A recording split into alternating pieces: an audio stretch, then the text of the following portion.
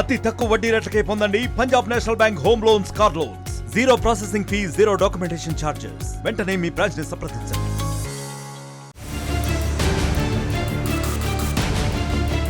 బాలీవుడ్ హీరోలకు ప్రమాదం పొంచి ఉందా? ముంబైలో ఆ ప్రాంతంలోని సెలబ్రిటీలే ఎందుకు టార్గెట్ అవుతున్నారు? రియల్ లైఫ్ లో అదరగొడుతున్న వారు రియల్ లైఫ్ లో భయంగా బ్రతకాల్సి వస్తుందా అంటే జరుగుతున్న ఘటనలు చూస్తుంటే అవుననే అనిపిస్తోంది.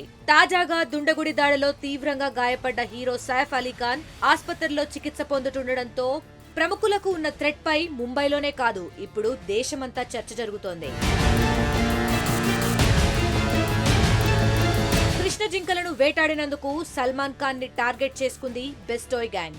బాంద్రాలో సల్మాన్ ఇంటి బయట కాల్పులు జరిగిన తరువాత పన్వేల్ కుట్ర బయటికొచ్చింది. సల్మాన్ కదలికల్ని దాదాపు 60-70 మంది ట్రాక్ చేశారు. వరుస బెదిరింపులతో ఇక లాభం లేదనుకున్న సల్మాన్ ఖాన్ ఇంటినే బుల్లెట్ ప్రూఫ్ గా మార్చుకున్నారు.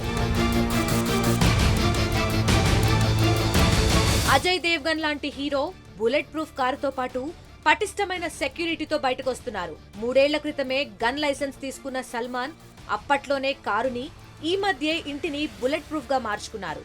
షారూక్ ఖాన్ గతంలో మాదిరిగా ఇంటి బయట ఫ్యాన్స్ కి పెద్దగా కనిపించడం లేదు. బాలీవుడ్ నటుడు గోవిందా కాలికి కొన్నాళ్ల క్రితం బుల్లెట్ గాయమైంది. కప్బోర్డ్ నుంచి రివాల్వర్ జారిపడి మిస్ఫైర్ అయిందని హీరో స్టేట్మెంట్ ఇచ్చారు. ఆ సంఘటనపై కొన్ని అనుమానాలున్నా బాలీవుడ్ భయం గుప్పెట్లో బతుకుతోందనేందుకు జరిగిన ఇన్సిడెంట్ అని చెప్పొచ్చు. ఇటీవల బాబా సిద్దికీ హత్య తరువాత ముంబై సేఫేనా అనే ప్రశ్న వస్తోంది. దేశ ఆర్థిక రాజధానిగా ముంబై ఉండడంతో సెలబ్రిటీలు, పారిశ్రామికవేత్తలే కాదు అంతులేని సంపద కూడా అక్కడుంది. అందుకే నేర సామ్రాజ్యం ముంబైపై గురిపెడుతోందని చెప్పొచ్చు.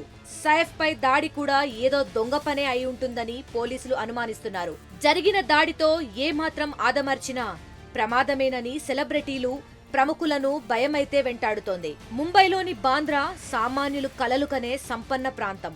అలాంటి చోటు ఇప్పుడు భయంతో బిక్కుబిక్కుమంటోంది. సల్మాన్ ఖాన్ ఇంటిని గ్యాంగ్స్టర్స్ రెక్కీ చేసి కాల్పులు జరిపింది. ఎన్సీపీ నేత బాబా సిద్దికీని టార్గెట్ చేసి చంపేసింది. ఇప్పుడు సైఫ్ అలీ ఖాన్ ఇంట్లోనే కత్తులతో తెగబడింది ఆ బాంద్రాలోనే.